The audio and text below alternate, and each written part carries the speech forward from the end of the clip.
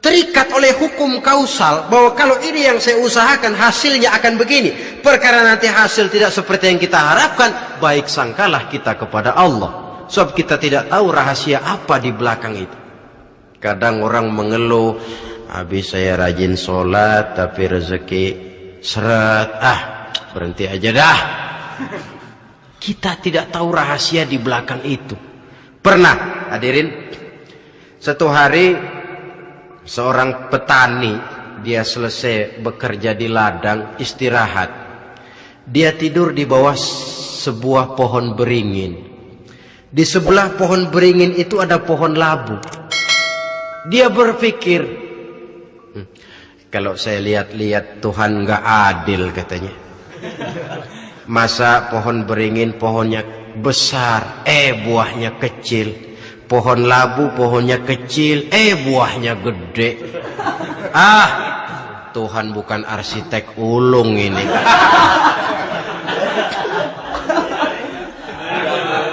Mestinya supaya enak dilihat, beringin yang pohonnya besar buahnya sebesar buah labu.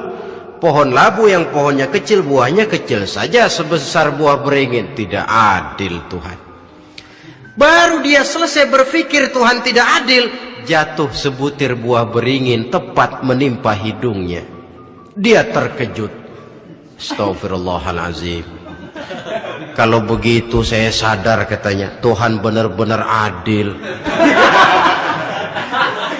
Coba kalau buah beringin segede buah labu, waduh, kayak apa muka saya ini?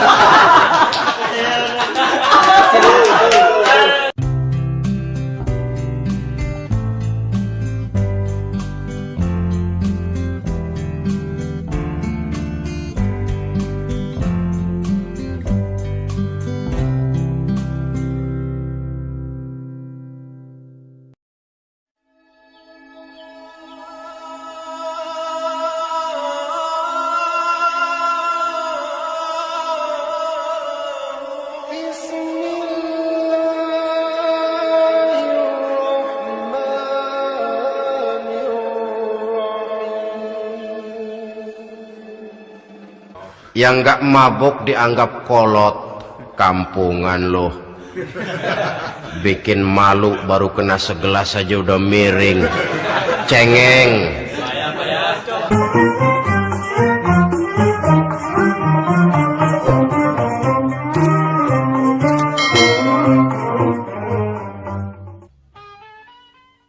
Assalamualaikum warahmatullahi wabarakatuh.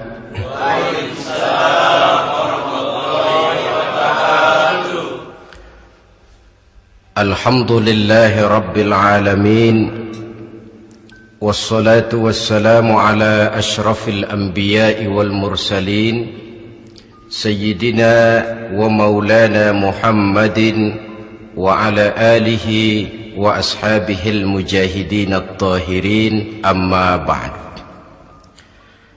Saudara hadirin kaum muslimin rahimakumullah. Dalam kehidupan sehari-hari, kita selalu berhadapan dengan dua hal yang berlawanan, dengan dua hal yang kontroversial kata orang sekarang, yang kita diharuskan memilih satu di antara kedua hal itu. Sejak kita bangun tidur sampai kita tidur lagi, selalu kita hadapi dua persoalan itu, yang benar dan yang salah, yang hak dan yang batil, yang pantas dan yang tercela, yang ma'ruf dan yang munkar. Sebagai yang kita maklum bahwa Islam bertujuan memelihara kemuliaan manusia yang diciptakan fi ahsani takwim, dalam bentuk yang paling sempurna. Arak atau minuman keras jelas merupakan hal yang merusak dari berbagai aspek kehidupan, entah kesehatan tubuh, entah pertumbuhan akal, ketentraman rumah tangga, ketentraman masyarakat, bangsa dan negara. Cobalah sejenak kita adakan penyelidikan. Kalau masuk kita ke dalam penjara, melihat sel-sel di sana, berapa banyak yang mendekam di sel karena urusan minuman keras. Masuk kita ke rumah sakit, berapa banyak yang dirawat akibat minuman keras, akibat stres yang dialaminya.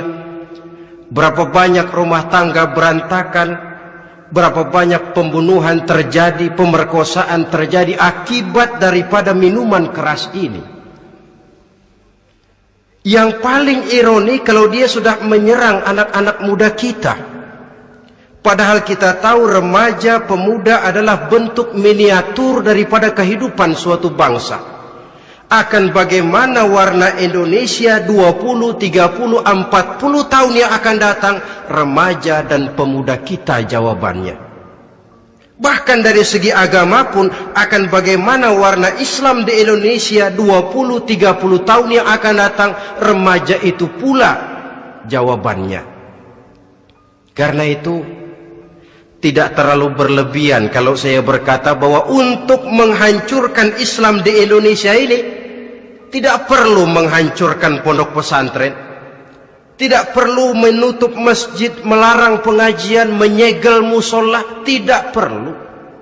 Untuk menghancurkan Islam di Indonesia cukup dengan meracuni remaja, pemuda, pemudi Islam di Indonesia.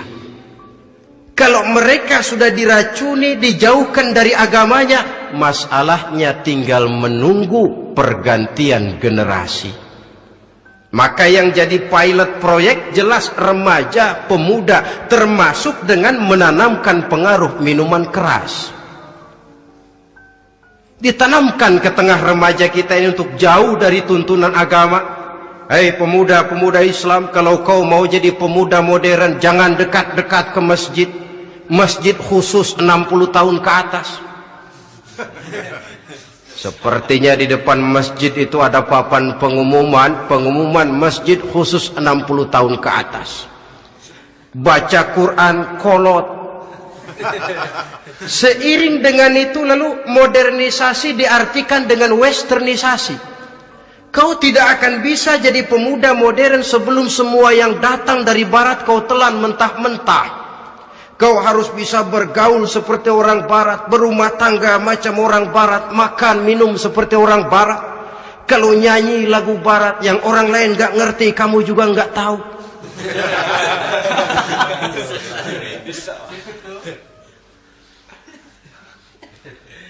Anutlah itu free love yang pada gilirannya akan mengarah kepada free sex alias samenleven. Isaplah itu ganja, morfin, narkotik. Jikalau sudah terlena kita dengan itu, maka kehancuran suatu bangsa sesungguhnya sudah dimulai. Penyakit minuman keras ini bukan cuma penyakit zaman ini.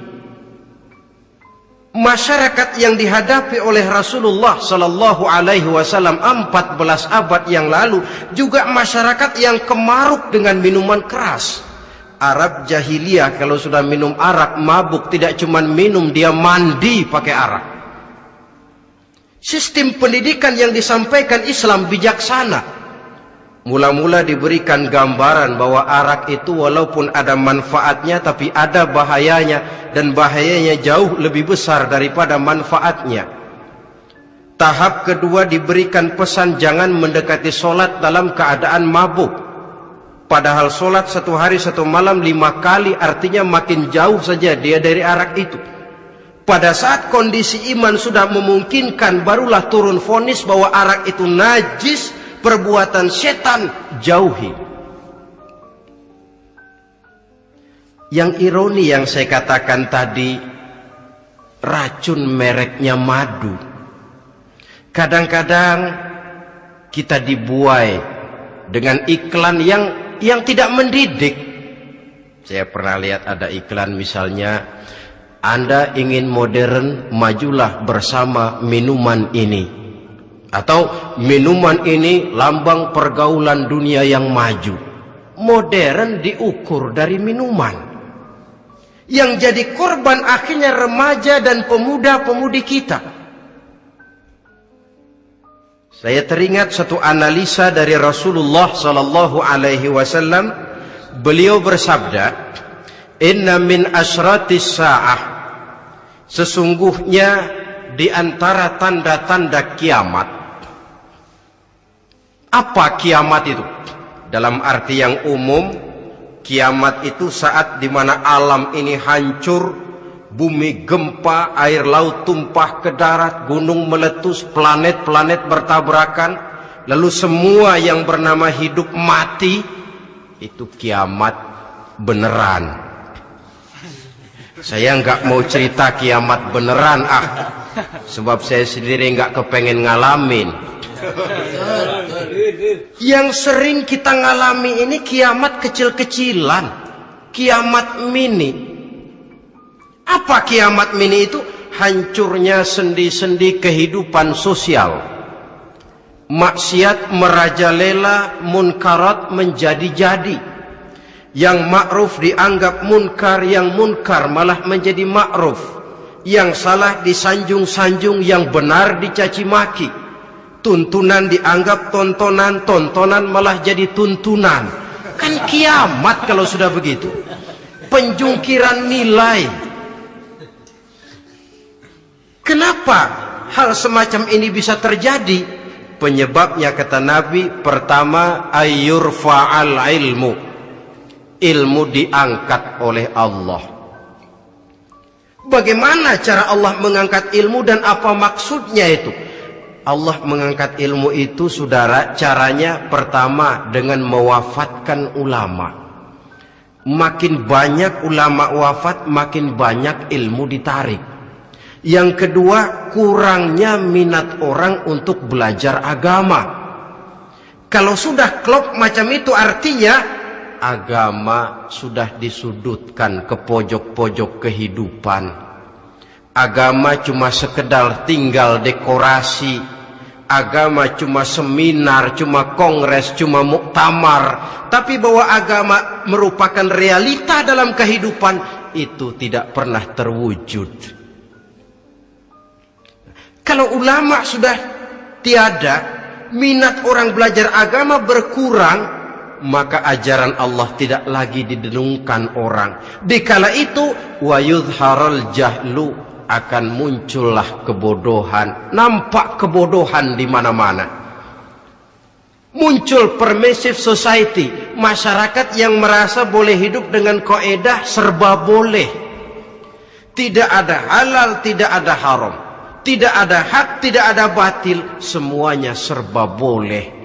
Kalau sudah begitu kondisi masyarakat, terjadilah apa yang dianalisa oleh Nabi. Dikala itu wayab suazina, zina dikerjakan berterang-terangan. Orang sudah tidak punya malu. Hidupnya sudah pakai prinsip punya kuping, kuping kebo. Punya muka, muka tembok. Punya kulit, kulit badak. Kalau juga dikasih tahu, malu dong kau tinggal serumah belum nikah. Malu sama siapa? Masyarakat. Allah, masyarakat cuek aja.